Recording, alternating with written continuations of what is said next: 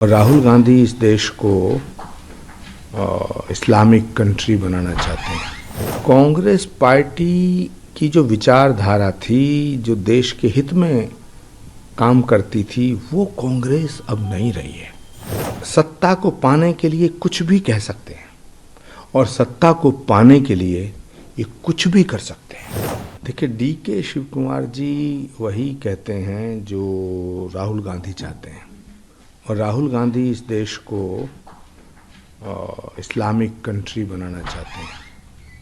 राहुल गांधी जी इस देश में शरिया लागू करना चाहते हैं।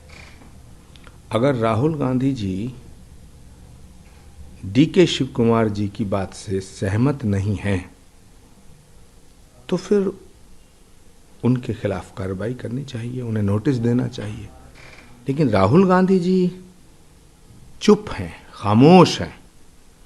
इसका मतलब है कि बाबा साहब अंबेडकर के द्वारा जो संविधान रचा गया, जिसमें स्पष्ट रूप से लिखा गया है कि किसी जाति और धर्म के नाम पर आरक्षण नहीं दिया जाएगा, नहीं दिया जाना चाहिए, तो डीके शिव कुमार जी का जो बयान है वो बाबा साहब अंबेडकर जी की उस मूल भावना के खिलाफ है।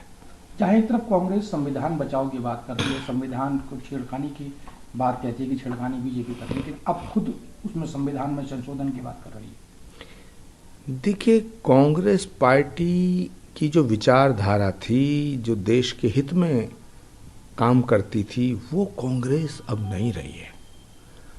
अब राहुल गांधी जी और उनके चंगू मंगू और चपड़ कनातियों की कांग्रेस है, जो टोटली एंटायर गैंग वामपंथी हो चुका है और अराजकतावादी सोच, जातिवादी सोच उन पर हावी हो चुकी है। सत्ता को पाने के लिए कुछ भी कह सकते हैं और सत्ता को पाने के लिए ये कुछ भी कर सकते हैं। गुरुजी, अगर बात करें महाराष्ट्र की, औरंगजेब, कभी राणा सांगा को लेकर विवादित टिप्पणी सबसे ज्यादा महाराष्ट्र से आ रही है, क्या वजह मानते हैं इस चीज के लिए और कौन जिम्मेदार है इस चीज?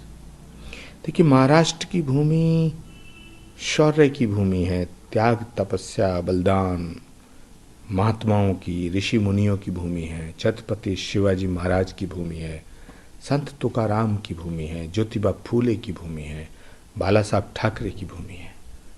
उस भूमि से जब से इनका कब्जा हटा है, तब से ये तड़प रहे हैं। ये महाराष्ट्र पे कब्जा करना चाहते हैं क्योंकि इनको लगता है कि सारा माल महाराष्ट्र में है,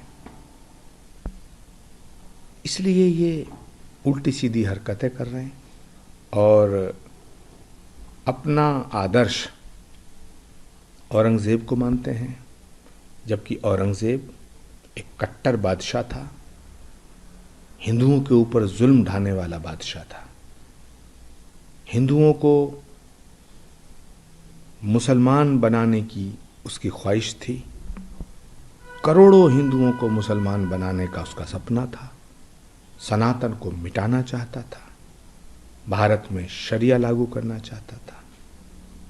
जो औरंगजेब छत्रपति शिवाजी महाराज, जो औरंगजेब भारत की संस्कृति और सभ्यता के खिलाफ था, उस औरंगजेब को ये अपना आका मान बैठे हैं।